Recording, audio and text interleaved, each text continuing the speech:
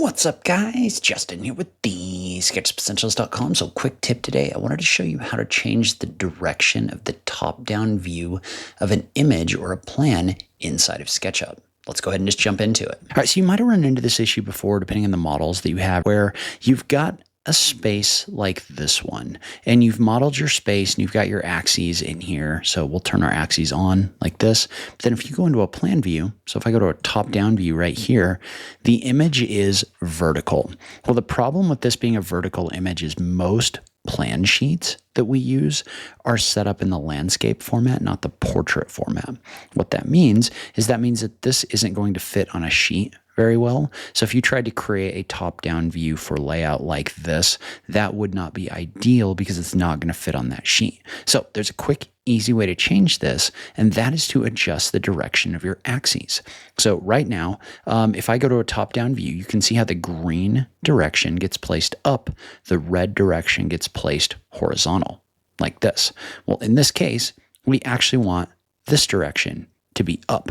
So what I'm going to do is I'm going to come in here and I'm going to go to my axes. So I'm just going to go to axes in my large tool set. If you right click, you can toggle the large tool set on in your toolbars area.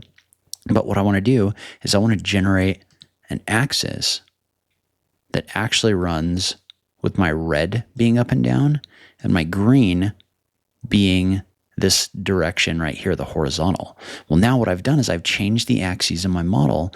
Well, this, when I go to a top-down view, so you can just right-click and go to views right here. If I click on the top-down view, notice how now that direction is changed.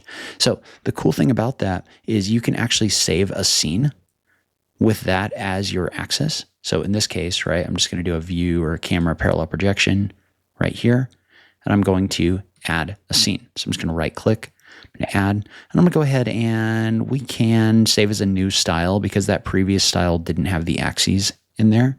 But now I'm just going to call this plan view, right?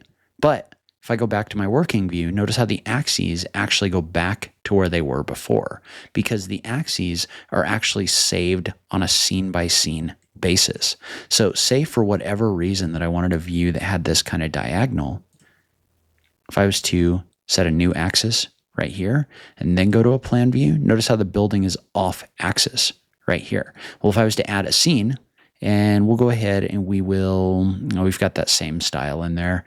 I'm going to do nothing to save changes. I'm just going to rename this and we'll call this off axis right here.